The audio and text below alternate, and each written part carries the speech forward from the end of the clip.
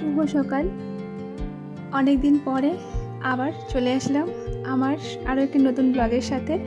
আর আশা রাখি আমার সকল বন্ধুরা যে যেখান থেকে ব্লগটি এখন দেখছেন তো সবাইকে অনেক ভালোবাসা জানিয়ে আজকে ব্লগটাতে শুরু করে দিলাম। আর আশা রাখি তোমরাও সকলে খুব ভালো আছো। তো আমি তো বলে দিচ্ছি ভালো আছি, তবে ছেলের কাল রাত থেকে একটু শরীরটা অসুস্থ, তো এই জন্য অনেক সকালেই ওটা হয়ে গেছে। অনেক সকাল বলতে ওই ভোর 3টের সময় থেকে ও আর 1টার সময় থেকে তো শরীর অসুস্থ, আর 3টের সময় থেকে আর ঘুমিয়ে আসেনি। তাই সকাল থেকে তোমাদের সঙ্গে ভাবলাম চলো আজকে, যেহেতু ঘুমটাও ভেঙে গেছে অনেক সকালে ভোরেই, তো সকালের ওয়েদারটাও তোমাদের সঙ্গে দেখালাম। কারণ অনেক দিনের পর আজকে এই যে সূর্যি মামার মুখটা দেখতে পাবো। তো যাই হোক, ওদিকে তো দেখালাম ওয়েদারটা, কারণ প্রত্যেকটা দিন তো বৃষ্টি লেগেই ছিল। আজকে দেখলাম যে ওয়েদারটা অনেকটাই কেটে গেছে, আর সকাল থেকে বেশ রোদ্দুরও উঠেছে। আর ওদিকে দেখো ওই যে রাম ভক্ত, তো ওনাদের সকাল সকাল দর্শন পেলাম। তো ভাবলাম তোমাদের সঙ্গেও একটু শেয়ার করি। এই যে ছোট্ট ছোট্ট যে দেখতে পাচ্ছ, ওদের খেলাগুলো এত ভালো লাগছিল। ছেলেকে তো অনেকক্ষণ দেখাচ্ছিলাম, যেহেতু শরীরটা ভালো ছিল না, তাই ও এতটাও ওর শরীর না ভালো থাকলে যেরকম হয় মানুষের, শরীর না ভালো থাকলে তো কোনো কিছুই ভালো লাগে না। তো না হলেও কিন্তু খুব পছন্দ করে পাখি বা সব কিছু, ফুল গাছ, তারপরে ওই রকম অনেক কিছু ওকে দেখায় জানলা দিয়ে। অনেক ওইরকম হনুমান আসে, তো যেহেতু শরীরটা ভালো নয়।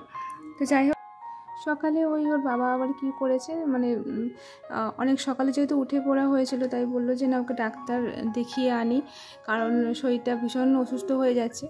তাই ওর বাবা আবার ডাক্তার দেখিয়ে নিয়ে এসে ওই 7:30টার দিকে বেরিয়েছিল, আর গিয়ে ওষুধ নিয়ে ফিরেছে। তারপরে আবার বাজার করতে গেছিলো, এই যে মাছ আনতে গেছিলো, কারণ ছেলের জন্য ঝোল রান্না করে দেওয়া হবে।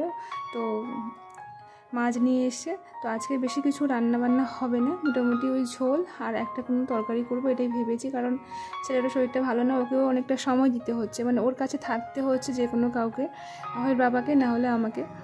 তো তবুও সকালবেলা যেহেতু রান্নার অনেকটাই আমাদের চাপ থাকে, তো ওই 9টার আগেই কিন্তু রান্নাবান্না কমপ্লিট করে দিতেই হয়। তো যাই হোক, এদিকে দেখো দুজন মিলে একটু চা খেলাম। আর রুটিটা আজ 2 দিন নিয়ে এসছে, ছেলেও খেয়েছিল কালকে। আর কি হয়েছে বলো তো, ছেলের কালকে স্কুল থেকে নিয়ে আসার পরে হঠাৎ ও বমি করেছিল। তারপরে ওকে এমনি এসিটি ওষুধ খাইয়েছিলাম, আর তারপরে স্বাভাবিক ছিল। তারপরে রাত থেকে আবার দেখি সেই রকম এই বমি পাচ্ছে বলছে, আর পায়খানাও করছে। তো পেটের সমস্যা হয়ে গেছে। তো যাই হোক, পেট খারাপ বলে ওই জন্য ওষুধ দেওয়া হয়েছে চেঞ্জ করে। আবার আমাদের যেহেতু বাড়িতে হোমিওপ্যাথি ওষুধ থাকে, তাই ওকে বাবা দিয়েছিল। আর মাছ নিয়ে ফেরার সময় লেবুগুলো এনেছিল ওর জন্য। তো যাই হোক, তোমাদের সঙ্গে টুকটাক করে সকাল।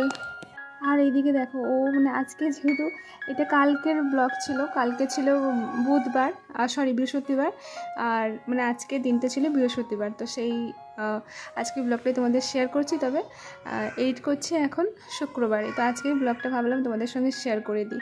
ফোনেও সমস্যা হচ্ছে ভিডিও করে রাখলে, তাই আজকেই তোমাদের সঙ্গে এডিট করেই শেয়ার করব ভেবেছি।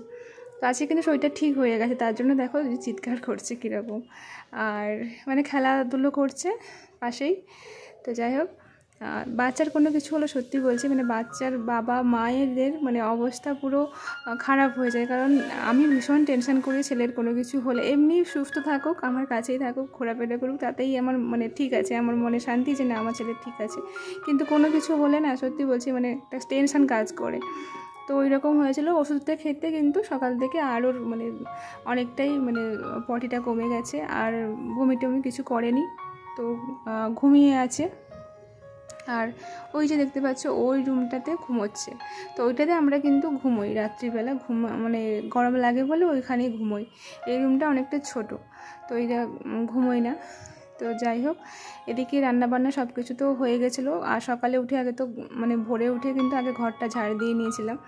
আর এদিকে তো দাদাভাই কিন্তু খেয়ে দিয়ে ও রেডি হয়ে বেরিয়ে গেছে, বেরোচ্ছে। আর ছেলেকে একটু আদর করতে গেল, কারণ ভীষণ মন খারাপ করে বাবা স্কুল চলে যাওয়ার পরে কখন আসবে সারাদিন বলতেই থাকে। আর এই যে দেখো এই যে চলে যাচ্ছে স্কুলে। আর আমাদের যেহেতু বৃষ্টি হচ্ছে তো ঘরের মধ্যে এইভাবে আমি জামা কাপড়গুলো সব মেলিয়ে রেখেছি, মানে ছেলের বাবার ওখানে। আর এদিকে দেখো কালকে রাতে ছেলে সব মানে পাউডার নিয়ে ওই যে সব চারদিকে মানে মাখিয়েছে, আমি যেরকম মুখে মাখি তো ও এইরকমভাবে ড্রেসিং টেবিলটাকে ভালো করে মাখিয়েছে, বোঝো তাহলে।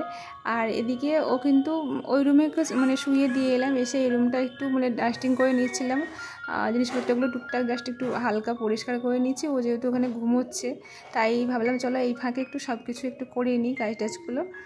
আর এদিকে কাজ করছি। আর তোমার দাদাভাইও কিন্তু বেরিয়ে গেছে, এখন ওই বাজে প্রায় 9:45 মতন হবে। আর উঠলেই ওকে কিন্তু আবার মানে খালি পেটের ওষুধটা ওকে আবার একটা আছে তো সেটা খাওয়াতে হবে, তো সেসব বলেও দিয়ে গেছে। আর আমাদের এইখানে রুমের কাছেই মানে ডক্টরের চেম্বার, এখানে কিন্তু পুরো কাছাকাছি সব কিছুই আছে, এটাই ভালো। তো যাই হোক মোটামুটি ঘুমোতে মনে হয় একটু শান্তি হয়েছে যে না একটু ঠিক আছে। আর এটা কি বলো তো, এটা সেই অনলাইন থেকে কিনেছিলাম, মানে মেকআপ ব্রাশগুলো এইরকম শেড পাওয়া যাচ্ছিল, তো তখন অনেক মানে শখে কিনেছিলাম, কিন্তু ইউজ আর করা হয়নি। এই 3 বছর মতন মনে হয়ে গেল। তো যাই হোক অত বেশি মেকআপ করা হয় না, কোথাও গেলে খুব ইচ্ছে করে একটু টুকটাক করি, কিন্তু ওটা কিনে রেখে দিয়েছি বা জাস্ট আর কিছু নয়। আর যাই হোক ছেলের যেহেতু মানে খেলাটেলাগুলো সব গোছানো আছে ওখানে, তো রাখার জায়গা নিয়ে এসেও রাখার মানে জায়গা পাচ্ছি না, তারপরেও কয়েকটা জিনিস ওখানে ওই আলমারির উপরে রাখলাম। আর এখানে বইগুলো মানে তোমার দাদাভাইয়ের বই, আমার বই, ছেলের বই, 3 জনের থাকে। ছেলেরটা তো ঠিকঠাক মানে গোছানো প্রত্যেক দিন গোছাতেই হয়, এদিক ওদিক করেই রাখে।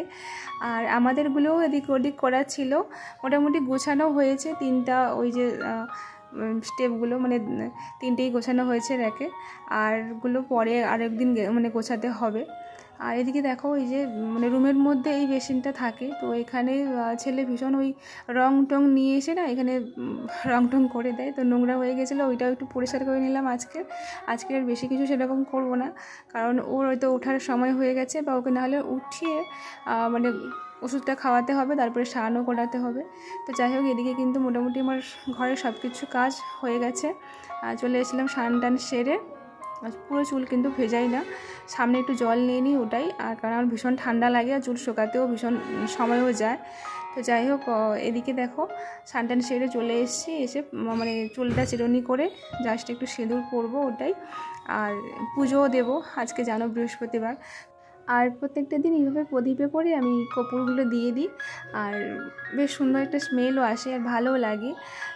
কর্পূরটা কী বলো তো, ওই যে পুরো রুমটা বেশ সুন্দর একটা স্মেল মানে দেয়, আর কিন্তু ধোঁয়াটা দিলে পুরো মানে সেই ঝুল পড়ে যায়, তার জন্য ওইটাও অ্যাভয়েড করি, এইটাই কিন্তু প্রদীপের মধ্যে দিয়ে থাকি। আর চলো তোমাদের কথা বলতে বলতে তোমাদের সঙ্গে মানে আমার পুজো করাও হয়ে গেল। আর প্রদীপটা নিয়ে গিয়ে ছেলের মাথায় একটু ছুঁয়ে দিয়ে এলাম, আর ছেলেকে কিন্তু স্নান টান মানে করিয়ে খাইয়ে টাইয়ে দিয়ে এসে আমি এখানে এই যে স্যালাড নিয়ে বসেছিলাম খেতে, তারপরে কিন্তু মানে ছেলেকে ওষুধ খাইয়ে আমি আবার মানে ভাত খাবো। যাই হোক অনেকগুলো কিন্তু ওষুধ দিয়েছে, আর যেহেতু এলোপ্যাথি ওষুধ, তোমার দাদাভাই দেখো কত সুন্দর করে মানে প্যাকেট করে দিয়ে গেছে সকালবেলা, তো আর লিখেও দিয়ে গেছে ওই যে কোনটা কোন সময় খাওয়াতে হবে। তো ও যেহেতু ডাক্তারের কাছে নিয়ে গেছিলো, তাই সব কিছু এরকম করে দিয়ে গেছে লিখে টিকে বেশ যত্ন করে। যাই হোক চলো আজকের ব্লগটা এই পর্যন্ত রাখলাম, সকলে খুব ভালো থেকো, টাটা।